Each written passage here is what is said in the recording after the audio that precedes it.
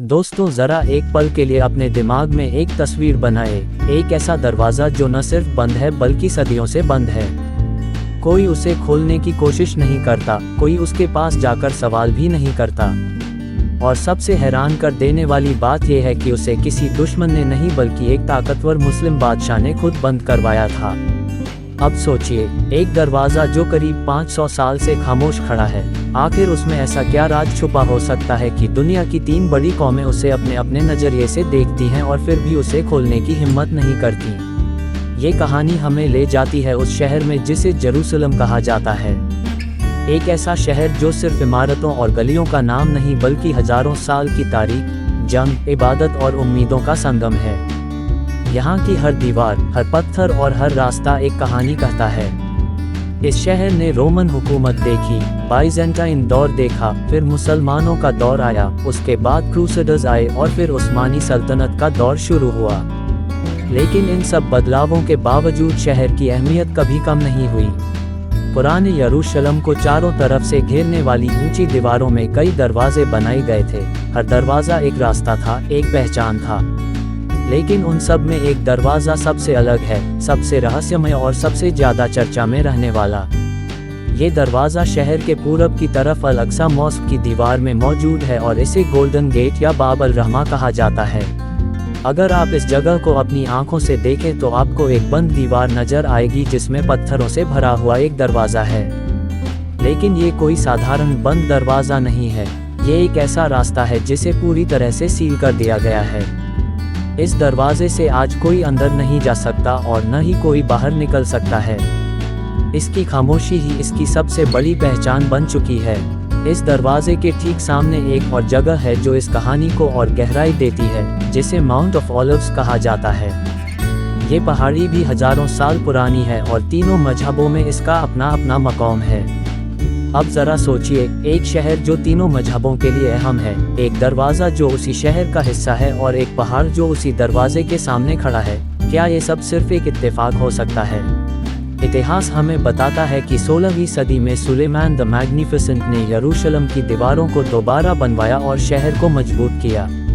उन्होंने कई दरवाज़ों को ठीक करवाया, नए सिरे से किलेबंदी की, लेकिन उसी दौरान उन्होंने एक ऐसा फैसला लिया जिसने इस दरवाजे को हमेशा के लिए रहस्य बना दिया। करीब सन 1541 के आसपास इस पूरब वाले दरवाजे को पत्थरों से भरकर पूरी तरह बंद कर दिया गया। अब सवाल यही उठता है कि आखिर ऐसा क्यों किया गया? क्या ये सिर्फ एक सैन्य फैसला था या इसके पीछे कोई गहरी सोच और कोई छुपा हुआ डर था? कुछ इतिहासकार मानते हैं कि ये फैसला सिर्फ सुरक्षा के लिए लिया गया था, क्योंकि अगर दुश्मन पूरब की तरफ से हमला करता तो सीधे इसी रास्ते से शहर में दाखिल हो सकता था। इसलिए इसे बंद कर देना जरूरी समझा गया। लेकिन कहानी यहीं खत्म नहीं होती। कुछ लोगों का मानना है कि इसके पीछे एक और वजह थी जो इस कहानी को और ज्यादा रहस्यमय बना देती है।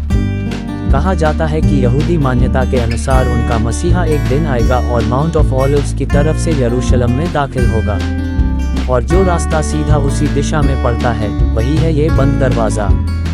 इसी वजह से कुछ लोग कहते हैं कि इस रास्ते को जानबूझकर बंद किया गया।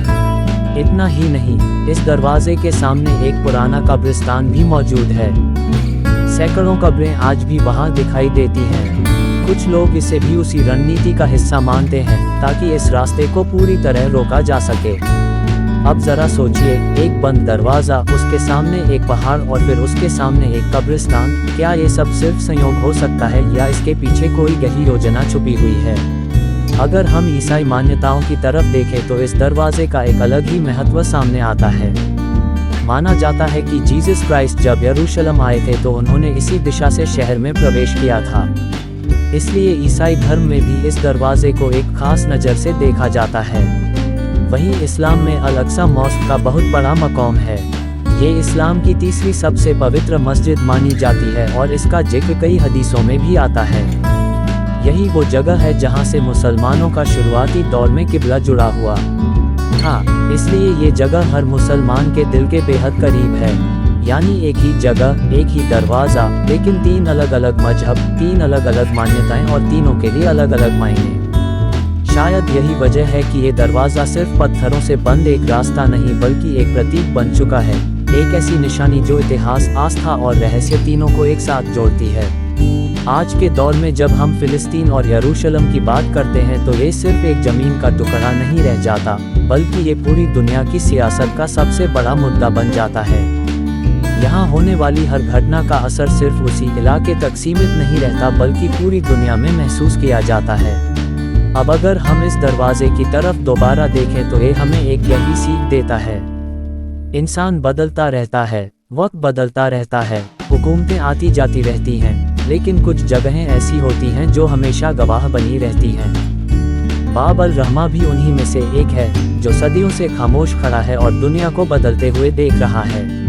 आखिर में यही कहा जा सकता है कि इस दरवाजे का असली राज क्या है, ये कब खुलेगा या कभी खुलेगा भी या नहीं, इसका जवाब किसी इंसान के पास नहीं है।